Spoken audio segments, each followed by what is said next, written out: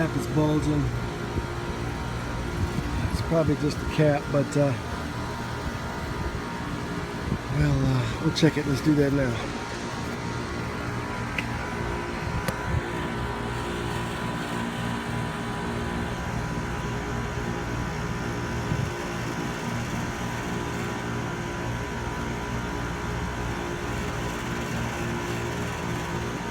Let's turn the power off.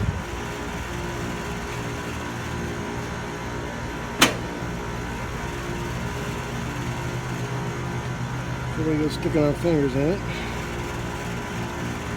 And what do we got?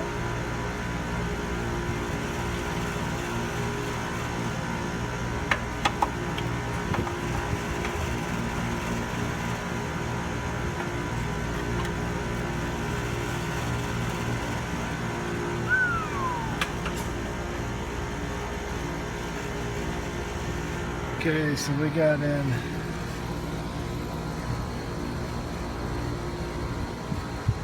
got an 80, 7.5, 370. Yeah, I got an 80 on the truck, but I don't know if it's a 7.5 on the fan side. So let's call the customer and get her to turn the unit on, or better yet,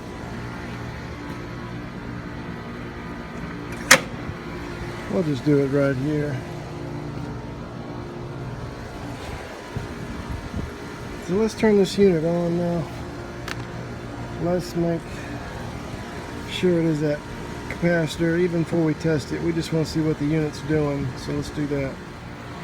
Could be the bearings on the fan. Let's check it. No. Not the bearings on the fan. So let's measure that cap. Turn our power back off. And we'll go from the common side to the fan side, which is going to be the side that says C, and the other side is going to say fan. I'm just going to go ahead and disconnect it.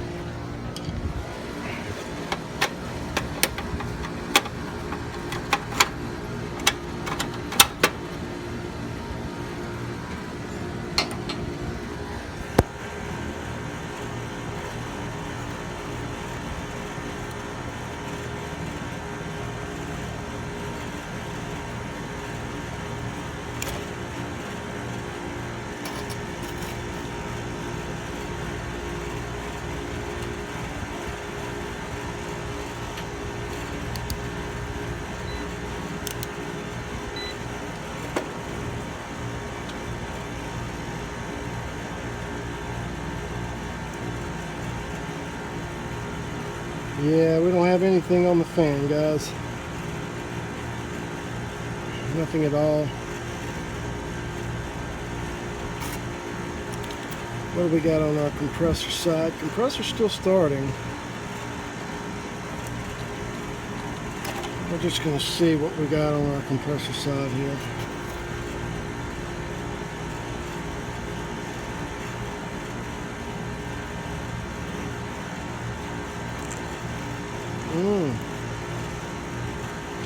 Zero on our compressor side as well.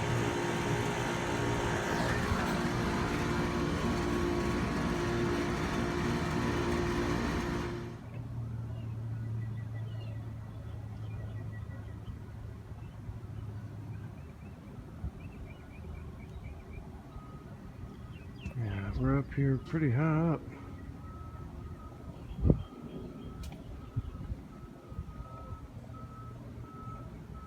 From here, guys, you can see the ocean. You see the Gulf.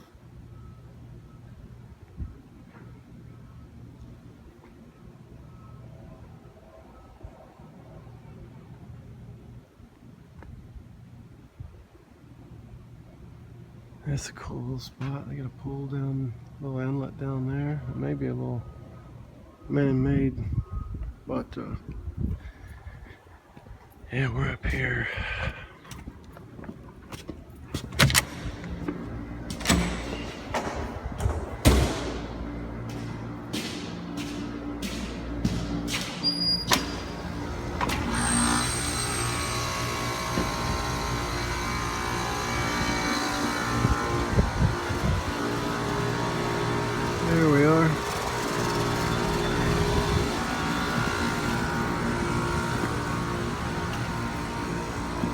Let's get this cap on.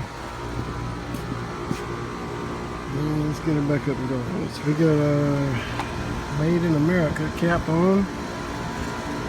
And got it hooked up. And we're going to restore power, push in on the contactor, and make sure everything is functioning here before we come down off this roof.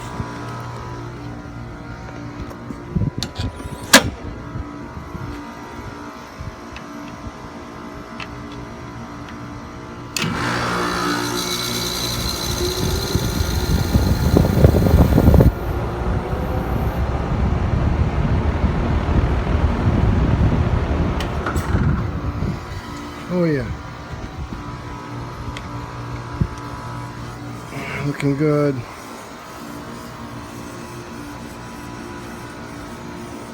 We put our cap face back on our unit here and pick up our trash.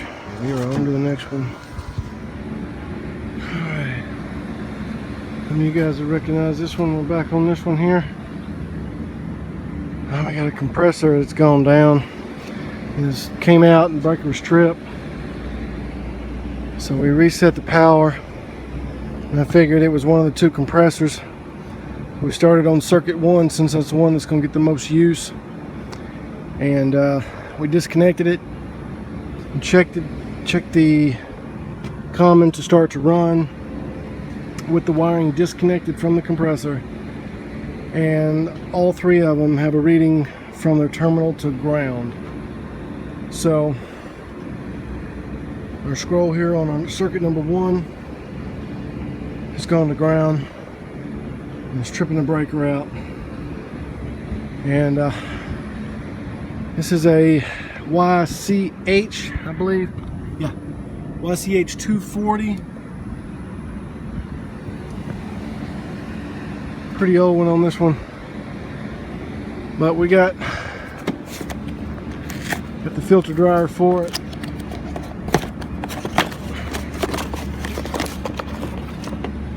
Which is a different size there at the inlet than it is at the exit. So got that one. Got our compressor over here, guys. So let's get the refrigerant out. Let's get the old one unsoldered. The old filter undone, new filter on, new compressor in. It's soldered back together, wired electrically. And we'll pull it back. And we'll weigh it back in. On this one here, we are... Here's the American tag. But I don't know if you could see that, guys. On circuit 1,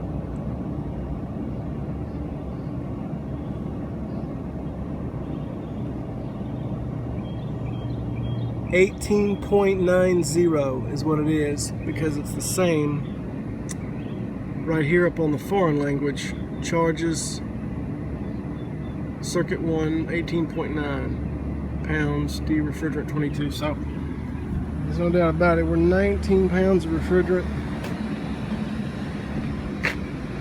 That sun is just crested and it's beating down on us hard, and I can tell it's going to be one of those days already. So let's get to it. So we're going to do a little acid check right. We're going to do a little acid check right before we get to taking the refrigerant out.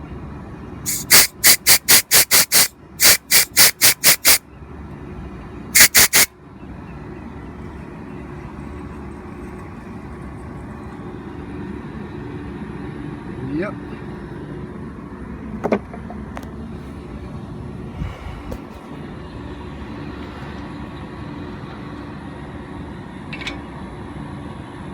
What I'm going to do is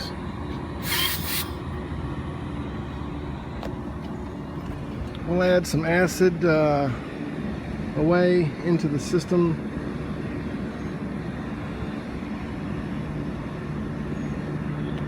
And that'll take care of that. The system's just too large to do an R11 flush. In this type of situation, with this large, best thing to do is just go ahead and put the acid away in it, and that'll circulate around and that'll eliminate any acid that is in the system, guys. Let's get to that now. Alright, we got that big dude unbraced. Our top one undone. All we gotta do now is take our number 1 circuit dryer out, get a new one in there, get this baby out of here. And that's a good thing too. That sun, boy. She's beating us down. Something fierce. Alright, guys. Okay, we got our new dryer in. We're gonna get the compressor out here. And what I usually do, we haven't got much room here between our pipe, and I could undo this pipe down here. I don't think we're gonna have to. What I'm gonna do is, because we don't have that much room to move up, and I don't want to take the top off this thing, I'm gonna put this hammer underneath it. I'm gonna lift this up on one side, on the front side, put the hammer underneath it.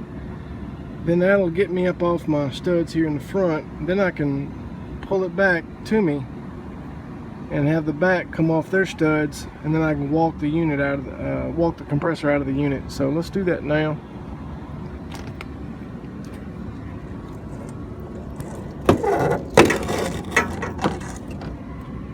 Okay, so there we are. We got the hammer underneath there. We're not quite off our studs like we should be, so I'll get something probably even bigger.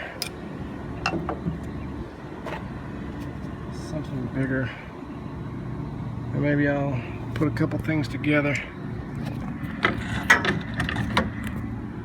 think I'll put my hammer and my wrench on top of each other just to get it to clear the posts here, and then we'll pull it back to me, and then we'll walk it out. So let's do that now. Let's get the new one set in place, and then we'll go grab some lunch and grab that acid away, guys. Alright, we're back.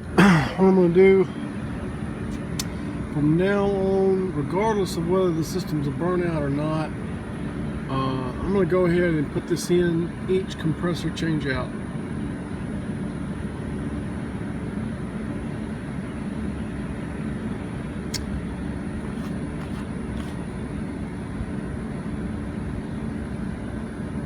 You can put it in just for system maintenance, and it keeps the system clean.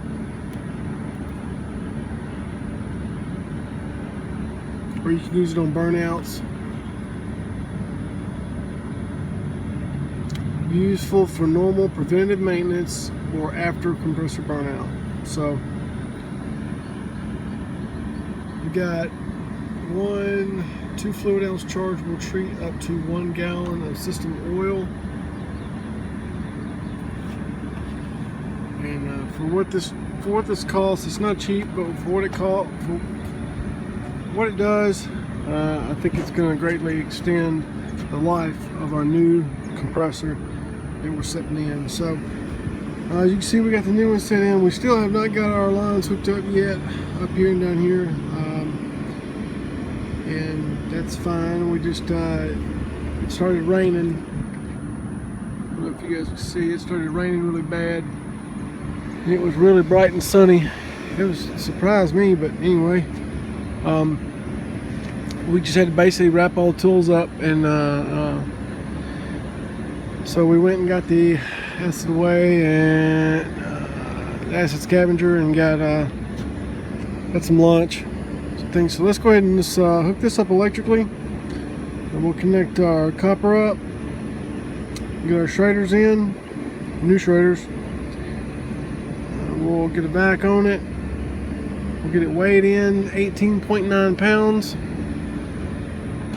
We will get our coil wire, turn on our number 1 circuit contactor hooked back up.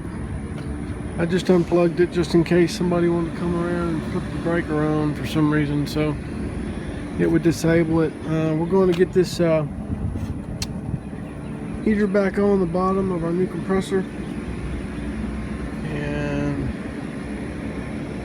when I was pulling out the Freon, I pulled, it was about 5 pounds less than 18.9 pounds. And I pulled it down to just about nothing. So we'll probably have a leak on number 1 side. We'll have to get some dye in if there's not already some in. Well, there was, but